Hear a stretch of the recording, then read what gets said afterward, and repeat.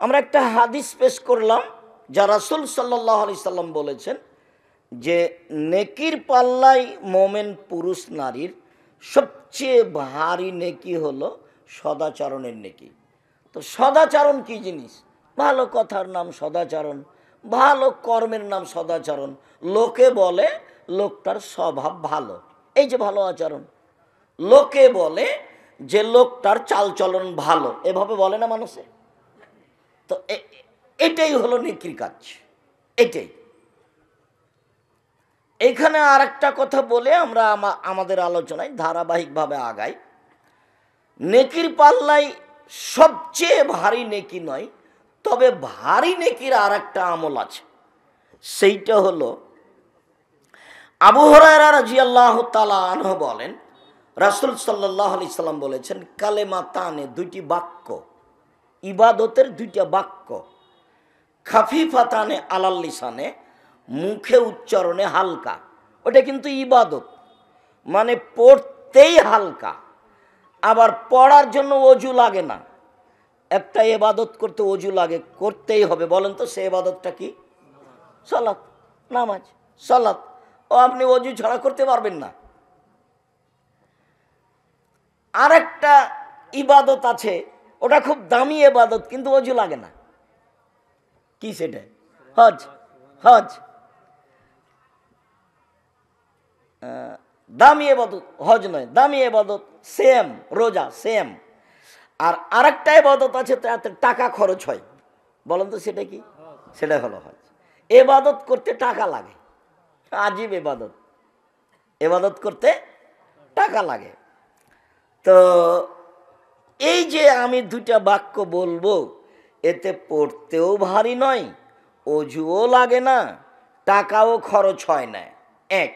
দুই, হাবিবাতান ইলার রহমানে, বাক্য দুটি রহমানের কাছে প্রিয়, অতীব প্রিয়।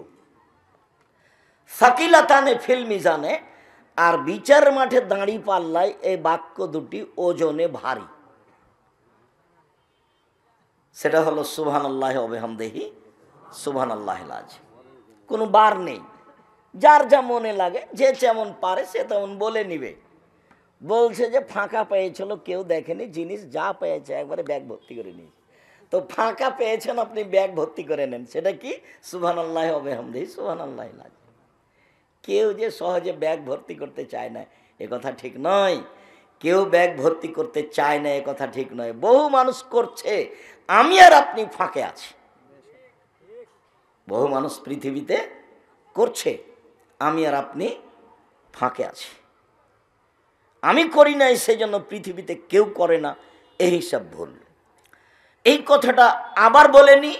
সেইটা হলো এই যে নেকির পাল্লায় ভারী হিসাবে আর একটা ইবাদত আসবে নেকির পাল্লাতে।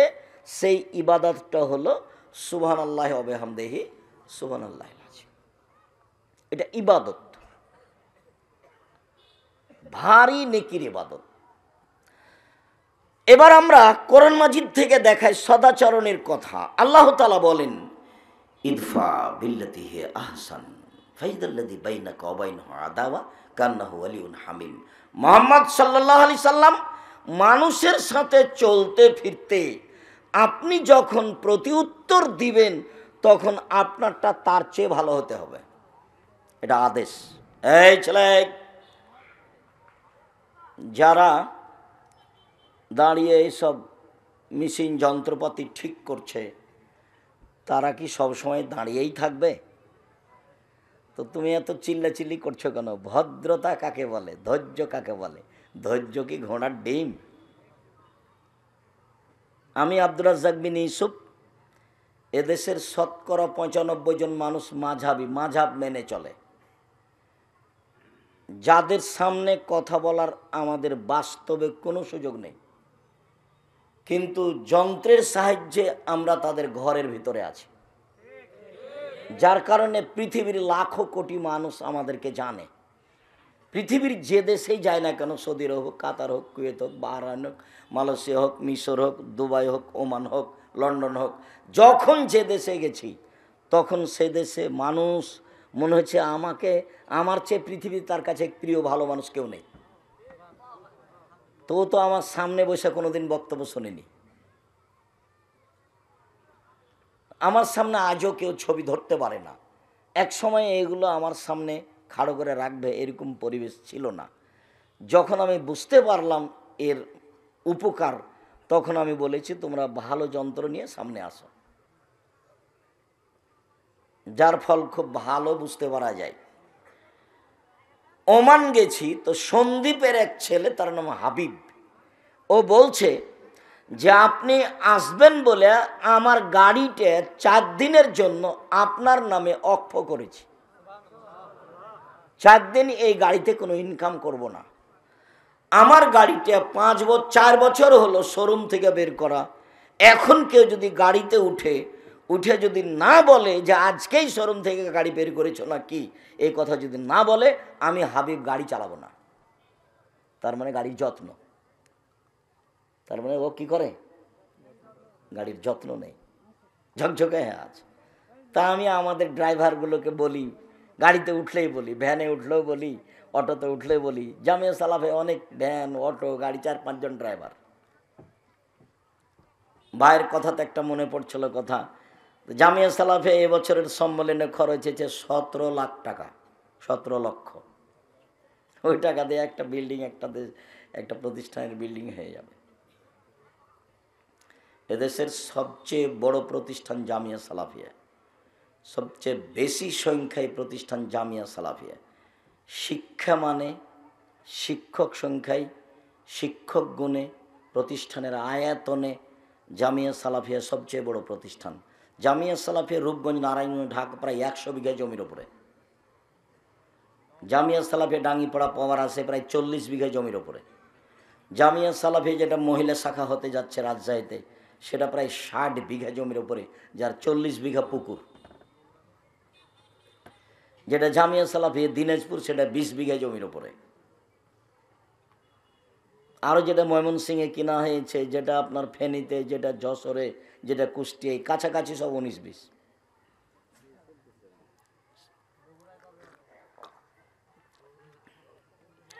বগুড়া তোমাদের এটা শাখা হিসেবে ঘোষণা দিতে দেখলাম আবদুল্লাহকে সেদিন। এখন এটার পরিধি কি হয় কি না হয়, কতদূর কি হয়, সিলেবাস পরিবর্তন হবে, জামিয়া সালাফের সাথে কতদূর সম্পর্ক, সময়ের গতিতে ধীরে ধীরে জানা যাবে ইনশাআল্লাহ।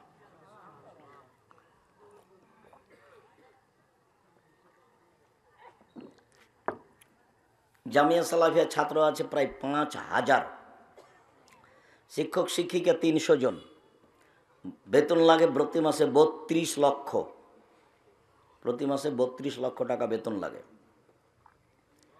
শিক্ষক আছেন ইন্ডিয়ার, শিক্ষক আছেন মদিনা বিশ্ববিদ্যালয়ের, আরও বিভিন্ন পৃথিবীর বিভিন্ন দেশ থেকে সময়ের গতিতে শিক্ষক আসবেন ইনশাআল্লাহ। সম্মানিত দিনী ভাই বোন, বলছিলাম আল্লাহ আমাদের নবীকে আদেশ করছেন ইদফা বিল্লাতিহি এহসান।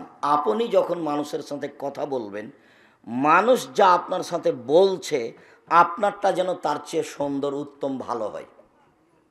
সে যাই বলুক, সে যদি গালি দেয়, তো আপনারটা পাল্টা গালি তার মতো হবে না, তার চেয়ে ভালো হতে হবে। তার মতো হলে হবে না, তার চেয়ে খারাপের তো কোনো প্রশ্নই আসে না, তাহলে তো সদাচরণ কেটে গেছে। মন্দ কথা সেটা কি সদাচরণ? মন্দ কর্ম সেটা কি সদাচরণ? যার ভিতরে সদাচরণ নেই, সেও মন্দটাকে মন্দ বলবে, সেও খারাপটাকে খারাপ বলবে। খারাপটা খারাপই, খারাপটা কোনোদিন ভালো হয় না। তার বাস্তব দেখলে আপনাদের বিগত সরকারকে দেখবেন, আমার মনে হচ্ছিল যে রাস্তাঘাট, গাছপালা সবই এ দল করে। কিন্তু যেদিন চলে গেল 45 মিনিট সময়, সেদিন আমি দেখলাম কিরি, আমি তো যা মনে করছিলাম তা তো নয়। যখন মূর্তির পাশ দিয়ে হাঁটতাম, তখন ভাবতাম যে এইসব মূর্তি কি কেউ ভাঙবে? না, কেউ যদি না ভাঙে, তাহলে ঈসা আলাইহিস সালাম এসে ভাঙবেন। তার মানে ঈসা আলাইহিস সালাম যেদিন আসবেন, সেদিন কোনো উঁচু কবর থাকবে না, সেদিন কোনো মূর্তি থাকবে না, সেদিন শুকুর সোর থাকবে না, সব হত্যা করা হবে। সারা পৃথিবী জুড়ে কোনো কবর থাকবে না, সব ভেঙে দেবে। সেদিন শাহজালালের কবর সিলেটের এমনি ভেঙে দেবে মানুষ। সেদিন কেউ রক্ষা করার থাকবে না, তার আগে কেউ ভেঙে দিতে পারে। এই ছেলেটা বলছে তার আগেই ভাঙবে, হতেই পারে, স্বাভাবিক। হওয়াই স্বাভাবিক, ও তো আল্লাহর নবীর আদেশ, ও তো আল্লাহর নবীর আদেশ, ভাঙতেই হবে, এটা আল্লাহ রসুলের আদেশ। ওটা এক সময়ে মানুষ বাস্তবায়ন করবে, সময়ের গতিতে করবে। বলছিলাম মহান আল্লাহ বলেন আমাদের নবীকে, জাদেল হুম বিল্লাতি হে আহসান, মুহাম্মদ সাল্লাল্লাহু আলাইহি সাল্লাম, আপনি যখন মানুষের সাথে তর্কে বিতর্কে লিপ্ত হবেন তখন আপনার কথা যেন ওর চেয়ে উত্তম হয়, সুন্দর হয়। জাদেল হুম বিল্লাতি হে আহসান, আপনি মানুষের সাথে মুখামুখি কথা বলুন, কিন্তু আপনার কথা হবে তাদের চেয়ে অতীব উত্তম, সদাচরণ। আল্লাহ তাআলা বলেন, ফাবিমা রাহমাতিম মিনাল্লাহ লিনতা লাহুম, মুহাম্মদ সাল্লাল্লাহু আলাইহি সাল্লাম, আল্লাহর পক্ষ থেকে বড় দয়া যে আপনি নরম স্বভাবের মানুষ হয়েছেন, নরম স্বভাব। ওয়ালাউ কুনতা ফাদ্দান গালিদাল কালব, যদি আপনি কঠোর স্বভাবের মানুষ হতেন, কর্কশ স্বভাবের মানুষ হতেন, লান ফাযযু মিন হাওলিক, তাহলে মানুষ আপনার পাশ থেকে সরে যেত। পিটিয়ে সেবা নেওয়া যায় অল্প কয়েকদিন, আদর দিয়ে ভালোবাসা দিয়ে সেবা নেওয়া যায় স্থায়ী। যদি আপনার ভাষা কর্কশ কঠোর হতো, আচরণ ভালো না হতো, মানুষ আপনার পাশ থেকে সরে যেত। শুনুন, জরুরি কয়েকটা কথা আপনাকে বলি। এক, ফাফু আনহুম, মানুষের সাথে চলতে গিয়ে মানুষ যে আপনার সাথে অন্যায় করেছে সেটা আপনি ক্ষমা করে দেন, মানুষকে ক্ষমা করতে শিখুন। আল্লাহ বলছেন কাকে? আমাদের নবী মুহাম্মদ সাল্লাল্লাহু আলাইহি ওয়াসাল্লাম। আমরা পরে আছি। শুনুন, মানুষের সাথে চলতে গিয়ে মানুষ যে আপনার সাথে অন্যায় আচরণ করেছেন সেটা আপনি ক্ষমা করুন, আদেশ। আল্লাহ আদেশ করছে। বিচার নেওয়া পরে, ধ্বংস কামনা করা পরে, তারপরে বলছেন ওয়াস্তাগফির লাহুম, মানুষ যে আপনাকে গালি দিয়ে, অকথ্য ভাষায় গালি দিয়ে, দেশ থেকে তাড়িয়ে দিয়ে পাপ করেছে, এর জন্য আপনি আল্লাহকে বলুন, আল্লাহ ওরা আমাকে গালি দিয়ে পাপ করেছে, তুমি তাদের পাপ ক্ষমা করে দাও। সদাচরণ কি জিনিস? সদাচরণ কি?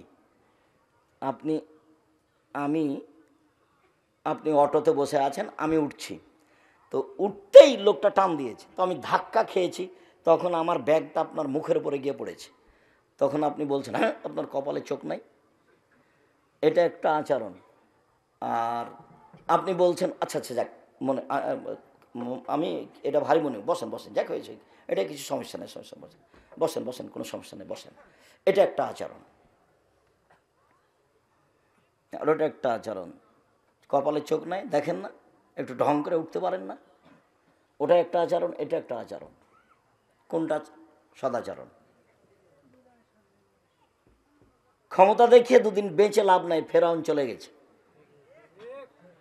ক্ষমতা দেখিয়ে মানুষের প্রতি জেল জুলুম অত্যাচার করে মানুষকে আয়না ঘরে রেখে কোনো লাভ নাই, একদিন চলে যেতেই হবে, আজ হোক আর কাল। মানে সময় আসলে রক্ষা হবে না। তবে আল্লাহর নবী বলছেন ইন্নাল্লাহ ইউমলি লিয-যালিম, আল্লাহ তাআলা জালেমকে সময় দেন, জালেমকে সুযোগ দেন অন্যায় করার। অন্যায় করতে থাকে করতে থাকে করতে থাকে, তো মানুষ মনে করে কই কত মানুষের প্রতি জুলুম করলো, কত মানুষকে পানিতে ডুবিয়ে মারলো, জেলে হত্যা করলো, আলেম ওলামাকে জেল ফাঁসি দিল, তারপরেও তো বিচার হয় না। কই মানুষে বলছে যে জুলুম করলে আল্লাহ বিচার করবে, কই হয় না, যাই যাই। আল্লাহর নবীও বলছেন, বুখারী মুসলিমের হাদিস, আল্লাহকে সুযোগ দেন, দিতে দিতে দিতে দিতে হাত্তা যা আখাজাত লাম ইউফলিত, যখন ধরে ফেলেন তখন আর সময় দেন না। ফেরাউন 2-1 দিন জুলুম করেনি, প্রায় 1,500 বছর। তাহলে কত মানুষের প্রতি জুলুম করেছেন? তার বিরুদ্ধে গেলে বালুর উপরে ফেলে দিয়ে হাতে পায়ে কাঁটা মেরে দিয়ে গায়ে সাপ বিচ্ছু ছেড়ে দিত। লৌহ শলাকাধারী ফেরাউন। বড় বড় যারা জালেম চলে গেছে পৃথিবীতে, সর্বোচ্চ জালেম ফেরাউন। তারপরে একদিন সময় শেষ হয়ে গেছে, একদা আল্লাহ মূসাকে বললেন, মূসা তোমাকে ফেরাউনের কাছে যেতে হবে। মূসা বললেন, আমি সাবলীল ভাষায় কথা বলতে পারি না, মুখে সমস্যা আছে, আমি যাব না। আল্লাহ বললেন আমি মুখের ভাষা ঠিক করে দিচ্ছি, যেতে হবে। তিনি বললেন ফেরাউনের পক্ষ থেকে আমার উপর একটা অপরাধের অভিযোগ আছে, আমি একটা অপরাধ করেছি, এক থাপ্পড়ে আমি এক মানুষ মেরেছি, এটা ফেরাউনের পক্ষ থেকে আমার উপরে অপরাধের অভিযোগ, আমি যাব না। তখন আমাকে মারবে। তখন আল্লাহ বললেন আমি তোমার সাথে আছি, কেমনে তোমাকে মারে সেটা আমি দেখব। তখন মূসা বললেন ঠিক আছে, তাহলে আমার ভাইকে আমার সাথে দিতে হবে। ঠিক আছে, তাই হলো। মুখ ঠিক করে দিলাম, ফেরাউন মারতে পারবে না, আমি আপনার সাথে আছি। হারুনকে দিলাম, এবার যান। এবার দুই ভাই এসে বলছেন স্বাধীনতা, দুই ভাই এসে বলছেন বানি ইসরায়েলকে ছেড়ে দেন, আমাদের সাথে স্বাধীনতা লাগবে। বানি ইসরায়েলকে এভাবে দাস দাসী করে রেখেছেন কেন, ছেড়ে দেন। তখন ফেরাউন বলছেন কে, তুমি কি সেই মূসা নও যাকে আমি শিশুকালে বহুদিন লালন পালন করেছি? তুমি কি তোমার বয়সের বহু বছর আমার মাঝে ছিল না? হ্যাঁ, ফেরাউন তো তাকে লালন পালন করেছে। তোমাকে কি আমি শিশুকালে লালন পালন করিনি? তুমি কি বহু বছর আমার মাঝে থাকোনি? তুমি যা করেছো তা করেছো, তুমি তোমার কর্ম করেছো, তুমি এক থাপ্পড়ে মানুষ মেরেছ, তুমি বড় অকৃতজ্ঞ। আমার মানুষকে হত্যা করে আমার দেশ থেকে চলে গিয়ে তুমি আমাকে দাওয়াত দিতে আসো, তুমি বড় অকৃতজ্ঞ। মূসা আলাইহিস সালাম বললেন জি, আমি যা করেছি তা করেছি, আমি তখন ভুল পথে ছিলাম, আমি আপনার হত্যার ভয়ে দেশ ছেড়েছি। আমার প্রতিপালক আমার প্রতি দয়া করেছেন, দয়া করে আমাকে জ্ঞানে গুণে পূর্ণ করেছেন, তিনি আমাকে নবী করেছেন। ঠিক আপনি আমার প্রতি অনুগ্রহ করেছেন, অনুগ্রহ করে আপনি খোঁটা দিয়েছেন, খোঁটা দিয়ে আপনি বানি ইসরায়েলকে দাস দাসীতে পরিণত করেছেন। ভাষা পরিবর্তন করে তুমি বড় উদ্ধত স্বৈরাচার, তুমি বড় সীমালঙ্ঘনকারী। ঘোষণা মূসা আলাইহিস সালাম ফেরাউনের সামনে দিলেন। যা হওয়ার তাই হলো। ফেরাউন হত্যার জন্য প্রস্তুতি নিল, মূসাকে হত্যা করতে হবে।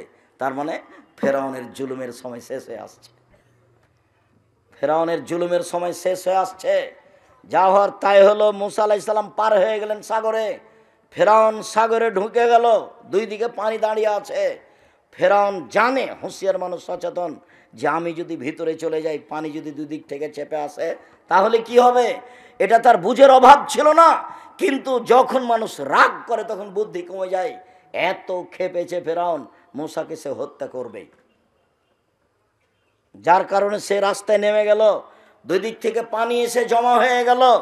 যখন পানি এসে জমা হয়ে গেল তখন ফেরাউন বলল আন্নাহু লা ইলাহা ইল্লাল্লাযী আমানাত বিহি বানু ইসরাঈল ওয়া আনা মিনাল মুসলিমিন। আমি ঘোষণা দিচ্ছি আল্লাহ ছাড়া কোনো মাবুদ নাই, আমি মেনে নিলাম তাকে আল্লাহ বলে, যাকে বানি ইসরাঈল মেনে নিয়েছে, আমি একজন মুসলিম। ঘোষণা দিল ফেরাউন আমি একজন মুসলিম। তখন আল্লাহ বললেন আল আন, এখন, অর্থাৎ আসাইতা কাবল, তুমি তো নাফরমান ছিলে ইতিপূর্বে, তুমি তো জমিনে বিপর্যয় সৃষ্টি করেছ। মনে রেখো তুমি আলিয়া মানুনা জিকা বেবাদা নিকালে তা কুনালে মান খালফাকা আয়া, আমি তোমার শরীর রেখে দিলাম চিরদিনের জন্য। পৃথিবীতে যত মানুষ জুলুম অত্যাচার করবে তাকে জানতে হবে শেষ পরিণতি হবে ফেরাউনের পরিণতি। জুলুম করে রেহাই পাবে না মানুষ, দাঙ্গাবাজি করে ক্ষমতা দেখে দলীয় দাপটে, অর্থ সম্পদের দাপটে, বিদ্যার দাপটে মানুষকে অপমান করে বেশি দিন টিকা যায় না। জুলুমের ফল দুইবার ভোগ করতে হবে, একবার ইহকালে একবার পরকালে। জুলুমের ফল যখন পরকালে ভোগ করতে হবে তখন বিচার আর তাড়াতাড়ি হবে না। যত জালেম আছে সবার বিচার দেরিতে হবে। যারা জাকাত দেয় না তারাও জালেম। কিভাবে? ফকিরের টাকা মেরে খেয়েছে, এই জন্য তার বিচার দেরিতে হবে। যারা জালেম, আল্লাহর নবী বলছেন ওদের বিচার দেরিতে হবে। কতদিন দেরি আল্লাহ ভালো জানে। একদিন যদি দেরি হয় 50,000 বছর, 3 দিন যদি দেরি হয় 1.5 লক্ষ বছর, কতদিন দেরি হবে আল্লাহ ভালো জানে। প্রত্যেক জালেমের বিচার দেরিতে হবে। মহান আল্লাহ বলেন মুহাম্মদ সাল্লাল্লাহু আলাইহি সাল্লাম, আপনি মানুষকে মাফ করুন মানুষ যে আপনাকে গালি দিয়ে কিছু কথা বলে পাপ করেছে, এর জন্য আপনি আল্লাহকে বলুন, আল্লাহ ওদের যে গুনাহ হয়েছে সেটা ক্ষমা করে দাও। অসাবেরহুম ফিল আমর, আপনি পরামর্শ করে কাজ করুন। ফাইজা আযামতা ফাতাওয়াক্কাল আলাল্লাহ, যখন আপনি কোনো কাজ করবেন, সিদ্ধান্ত নেবেন, তখন আপনি আল্লাহর উপরে ভরসা করবেন, আপনি কাজে সফল হবেন। আমাদের নবীকে আল্লাহ তাআলা আদেশ করেন মানুষকে ক্ষমা করার জন্য এবং মানুষের জন্য ক্ষমা চাওয়ার জন্য। তাহলে সদাচরণ একেই বলে। মহান আল্লাহ বলেন, আল্লাযীনা ইউনফিকুনা ফিস-সাররাই ওয়াজ-যাররাই ওয়াল-কাযিমিনাল গায়য ওয়াল-আফিনা আনিন-নাস, ওরাই মূলত সদাচরণের লোক, যারা অসহায় মানুষকে দান খায়রাত করে, সচ্ছল হলেও অসচ্ছল হলেও। সচ্ছল হলে বেশি দেয়, অসচ্ছল হলে কম দেয়। ওয়াল-আফিনা আনিন-নাস, মানুষকে মাফ করে। কি হয়েছে? অন্যায় করেছি, ঠিক আছে, এরপরে যেন হয় না, যাও তোমাকে মাফ করে দিলাম। কি হয়েছে? মালিক এটা এভাবে বললে কেন? দেখি আরও 2-3 রাত তোমাকে সময় দিচ্ছি, দেখি তুমি ঠিক কাজ করতে পারো কি না। কর্মচারীকে হতে হবে বিশ্বস্ত, আর কর্মচারীকে হতে হবে দর্শনধারী, আর কর্মচারীকে হতে হবে শক্তিশালী। 3টা গুণ থাকবে কর্মচারীর। আপনারা যারা মালিক, যে কোনো কাজে, আপনি একটা ইন্ডাস্ট্রিজের মালিক, একটা কারখানার মালিক, আপনি কিছু কর্মচারী রেখেছেন, কর্মচারীর 3টা গুণ থাকতে হবে। একটা কি? বিশ্বস্ত, টাকা যেন মেরে না খায়, আল্লাহ বলছে। 2, দর্শনধারী, ওকে দেখতে যেন ভালো লাগে, ভ্যাংচা মুখের যেন না হয়। ভ্যাংচা মুখের কি করবে? সে রুজি আপনার চিন্তা করার দরকার নেই, ওটা আল্লাহ ব্যবস্থা করবেন। আপনি দর্শনধারী লোক ঠিক করবেন। 3, শক্তিশালী। এই 3টা গুণের লোককে মানুষ নির্ধারণ করতে হবে কাজের জন্য। সম্মানিত দিনী ভাই বোন, আল্লাহ তাআলা বলেন যে ওরাই হলো সদাচরণের অধিকারী মানুষ, ওরাই জান্নাত পাবে যারা অসহায় মানুষকে দান খায়রাত করে থাকে, সচ্ছল হলেও অসচ্ছল হলেও এক। ওয়াল আফিনা আনিন নাস, মানুষের ভুল ত্রুটিকে মাফ করে দেয়।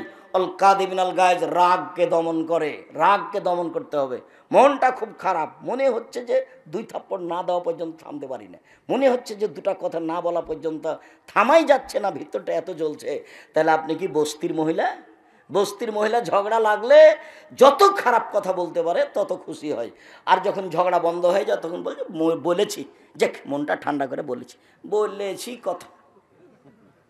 তো আপনি কি বস্তির মহিলার মতো যে আপনার চরিত্র কেন এত আপনি খেপে যাচ্ছেন কেন? 2টা বলে নিলে আপনার কি হবে? বলিয়েন না তো।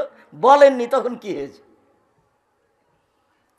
আমি তো দেখি ফেসবুকে, ইউটিউবে মানুষ আমাকে বলে যে আপনাকে যে এত মানুষ ধুয়ে ছেড়ে দেয়, তা আপনি কিছু বলেন না কেন?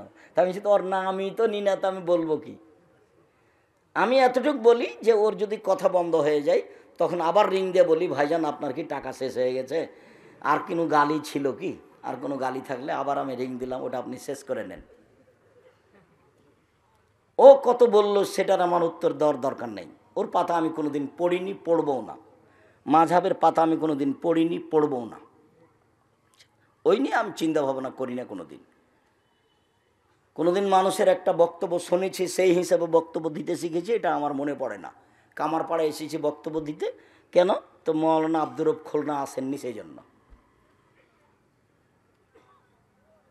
বীরকুষ্টিয়া মাদ্রাসায় এসেছি বক্তব্য দিতে, মাদ্রাসার সূচনা শুরু হবে, সেই জন্য।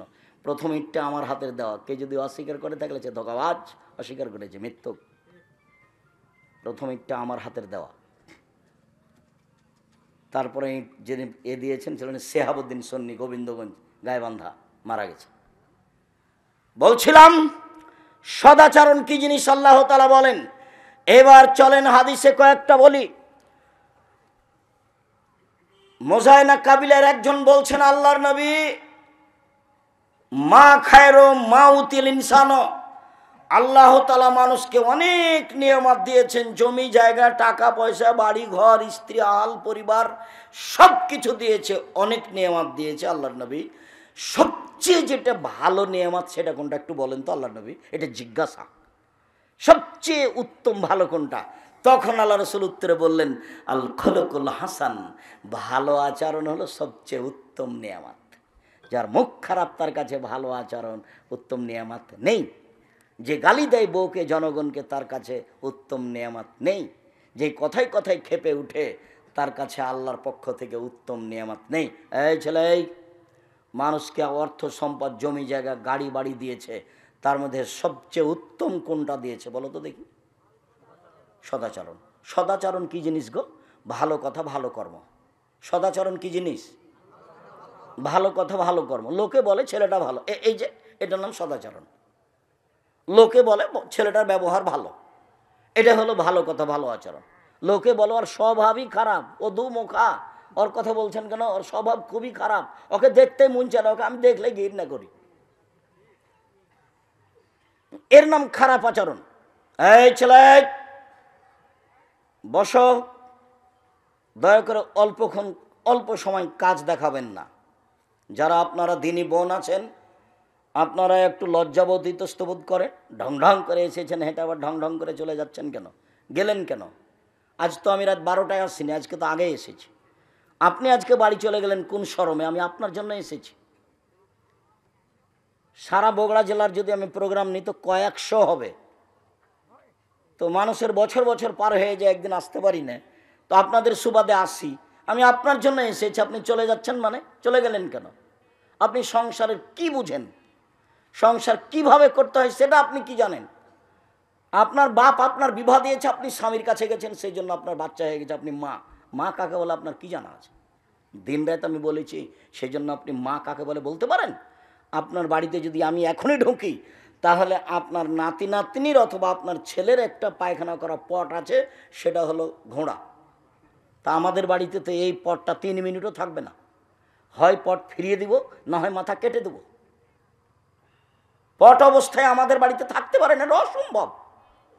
আপনার বাড়িতে আছে, আপনি একজন হস্তিনী মহিলা, মাস্টার ডিগ্রি পাস। আপনার স্বামী বলে, আমি আব্দুর রাজ্জাক বৈশাখ জিন্দগিতে আপনাকে আমি মাস্টার ডিগ্রি পাস বলিনি।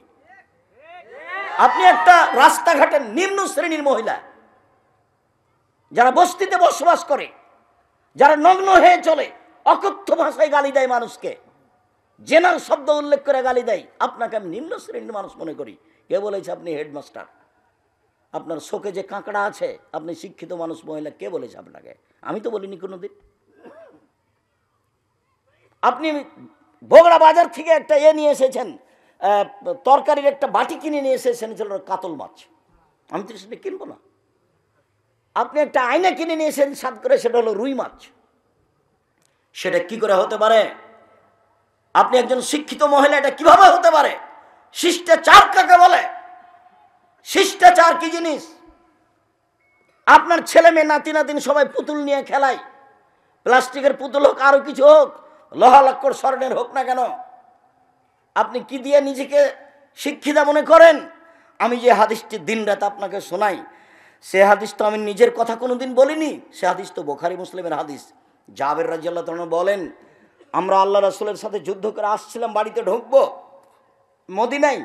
আল্লাহ রাসূল বললেন, সবাই তোমরা থামো। থেমে গেলাম। আমি বললাম, আল্লাহর নবী, আমি নতুন বিবাহ করেছি, আমাকে বাড়ি যেতে অনুমতি দেন। আল্লাহ নবী বললেন, ও তুমি নতুন বিবাহ করেছো? কুমারী মেয়ে বিবাহ করেছো, যার কোনোদিন বিবাহ হয়নি, এরকম মেয়ে বিবাহ করেছো, না তালাক প্রাপ্ত মেয়ে বিবাহ করেছো? তো জাবের বললেন, আল্লাহ নবী, আমি তালাক প্রাপ্ত মেয়ে বিবাহ করেছি। তখন আল্লাহ রসুল বললেন, হাল্লা বিক্রান্তলায় বতুলায় বোকা, তুমি কুমারী মেয়ে কেন বিবাহ করলে না? তুমি তার সাথে খেলতে, ও তোমার সাথে খেলতো। তুমি কুমারী মেয়ে কেন বিবাহ করলে না? তুমি তার সাথে খেলতে, ও তোমার সাথে খেলতো। আল্লাহ রসুল যে কথা বললেন, জাবের রাদিয়াল্লাহু তাআলা আনহু সে কথার উত্তর না দিয়ে তিনি বলছেন, আল্লাহর নবী, আমার আব্বা উহুদের যুদ্ধে শহীদ হয়েছেন 9 জন মেয়ে রেখে, আমার 9 জন বোন আছে।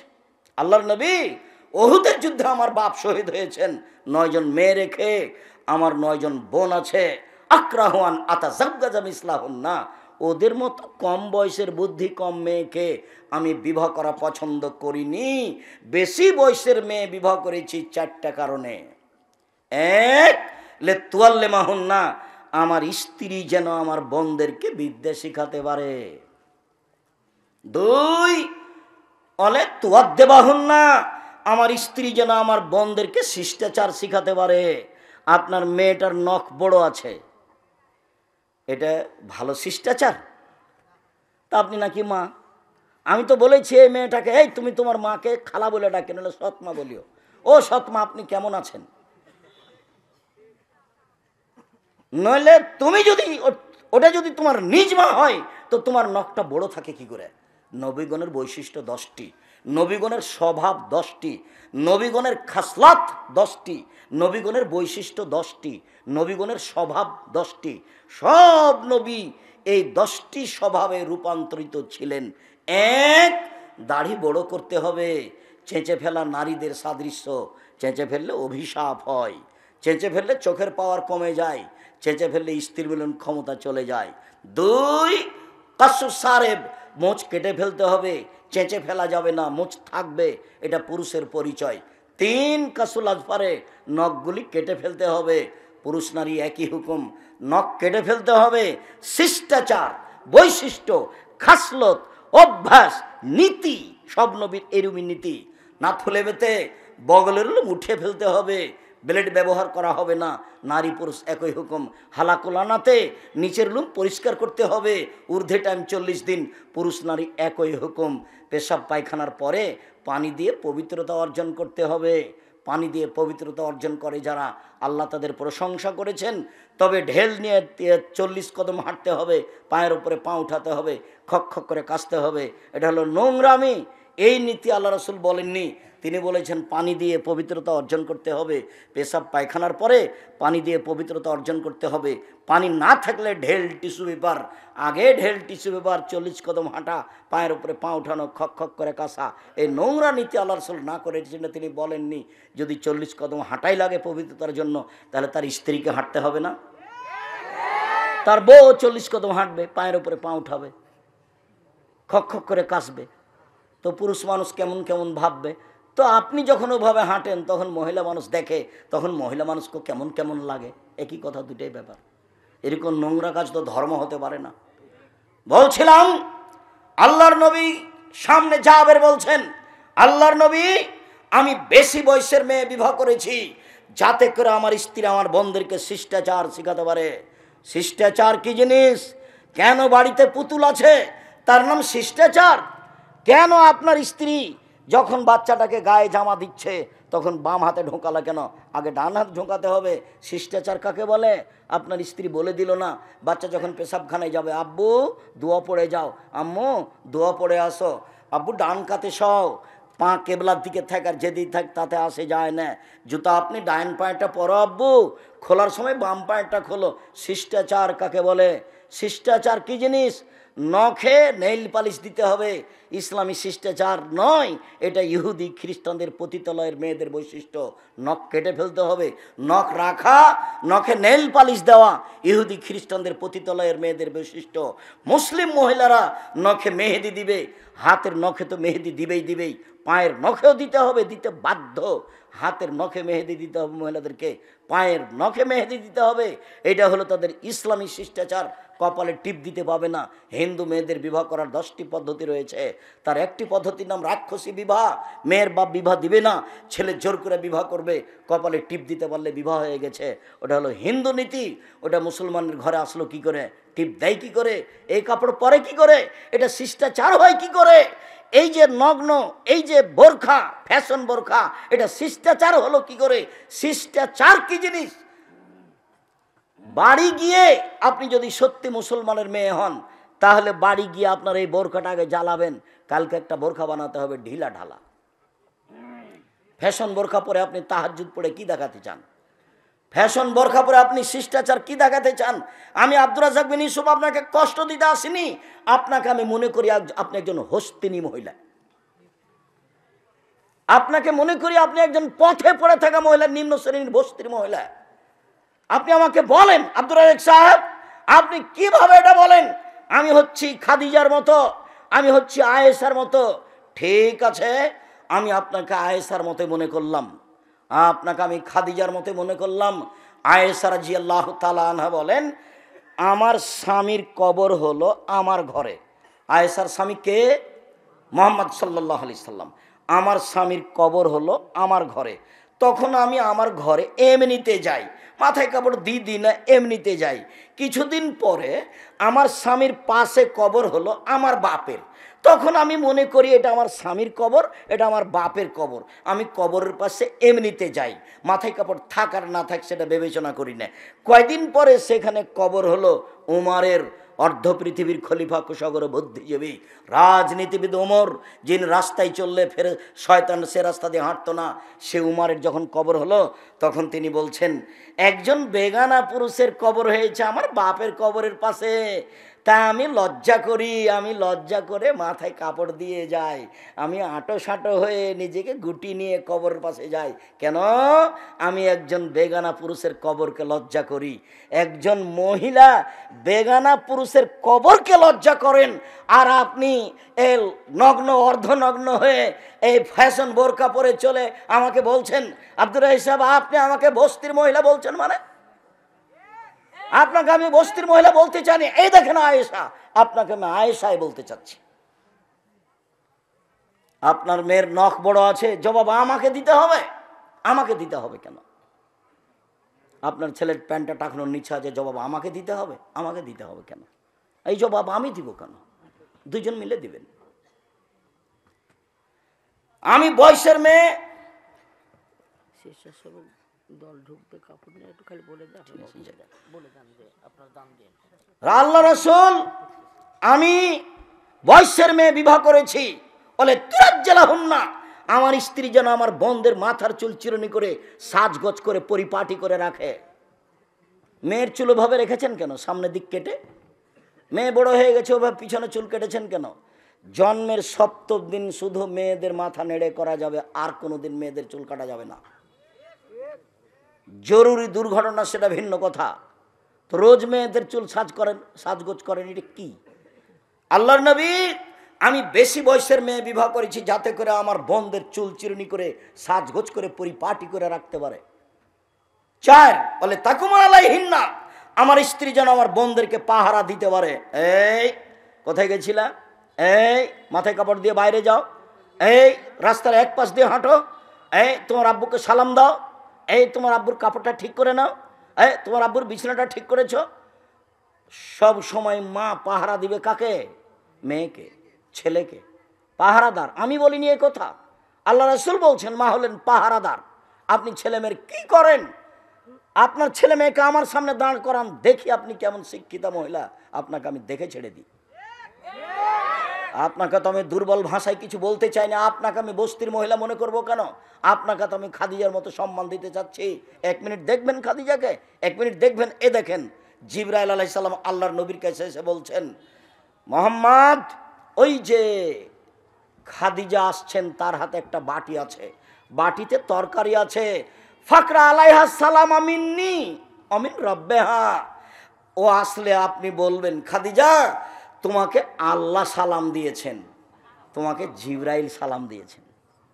ও বাসরাবে বাইতিন বেকাসবিন লা সাখাবা লা নাসাবা, আপনি তাকে একটা খুব উন্নত মানের পদার্থ দ্বারা তৈরি জাঁকজমকপূর্ণ প্রাসাদের সংবাদ দেন, যেই প্রাসাদে থাকবে না কোনো অশান্তি, থাকবে না কোনো হইচই।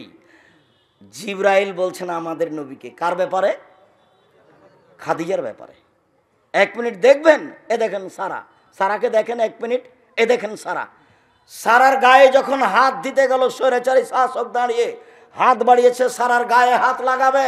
সারা বলছেন থামেন, আগে অজু হবে, 2 রাকাত সালাত হবে, তারপরে কোনো কথা।